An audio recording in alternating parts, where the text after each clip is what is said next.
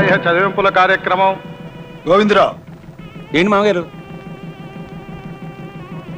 పెళ్లి కూతురికి చదివించు. అలాగే మామగారు. పెళ్లి కూతురికి పెళ్లి కుమార్తెను ఆశీర్వదించి తాతగారు 10,000 రూపాయలు.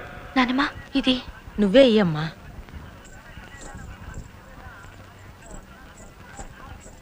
అత్తయ్య, నాన్న పెళ్లి కూతురికి ఇమ్మన్నారా? పెళ్లి కుమార్తెను ఆశీర్వదించి అమెరికా మేనమామ డాక్టర్ శ్రీనివాసమూర్తి గారు $10,000. బాగా సంపాదిస్తున్నట్టున్నాడే మీ వాడు. మీరు 10,000 చదివిస్తే మీ వాడు $10,000 చదివించాడు. అంటే 17 రెట్లు ఎక్కువ కదూ. ఎంత ఎక్కువైనా ఖర్చు విషయంలో ఇక్కడ రూపాయి ఎంతో అక్కడ డాలరు అంతే. అదో గొప్ప.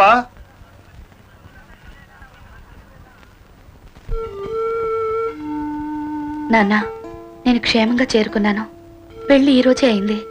అన్నీ మీరు చెప్పినట్టే జరుగుతున్నాయి. మీరు రాలేదని తాతయ్య కోపం వచ్చింది. నాన్నమ్మ మాత్రం నన్ను చూసి మిమ్మల్ని చూసినంత సంబరపడుతుంది.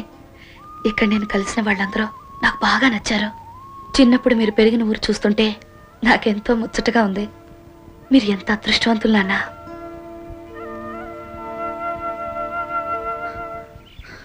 కాశీబావా, పొద్దున్న ఎక్కడికి? పొలానికి. వ్యవసాయం చేస్తావు నువ్వు? వ్యవసాయం కాదు, తాతయ్యకి సాయం. నాకిష్టం లేదు, ఎక్కడైనా ఉద్యోగం చేయాలని ఉంది. ఆ మాట తాతయ్యతో చెప్పి వ్యవసాయం మానే. తాతయ్యకి ఒకరు చెప్పడమా? ఆయన చెప్పిన పనులు చేయడం, పెట్టించి వాటిని తినడం తప్ప ఆయనతో మాట్లాడే ధైర్యం ఎవరికుంది? సరే సరే, నువ్వు ఇంటికి వెళ్ళి. సరే, నేను ఇంటికి వెళ్ళి ఏదో టైంలో పొలంకి వస్తాను. అక్కడే ఉంటావుగా? అక్కడే ఉంటా.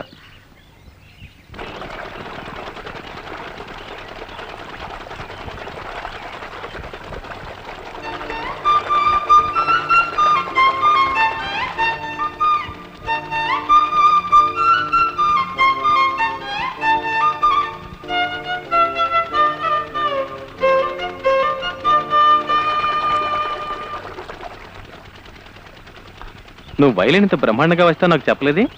వస్తే సీత, వీడు పైత్యాలు రాస్తాడే. పైత్యాలా? వాడి మొహం. కవిత్వానికి తాతయ్య పైత్యం తిడతాడులే. నువ్వు కవిత్వం రాస్తావా? అయితే నేను ట్యూన్ కట్టాను, నువ్వు పాట రాయాలి. రైట్? వస్తే సీత, నువ్వు ట్యూన్ కట్టడం, వీడు పాట రాయటం. గాడిదలో గాడిదలు ఈ తోటంతా గోవిందా గోవిందా. నిన్ను ఆగు. నేను లేకుండా చూసి నీ చెల్లి చేత మిఠాయి దుకాణం పెట్టిస్తావా?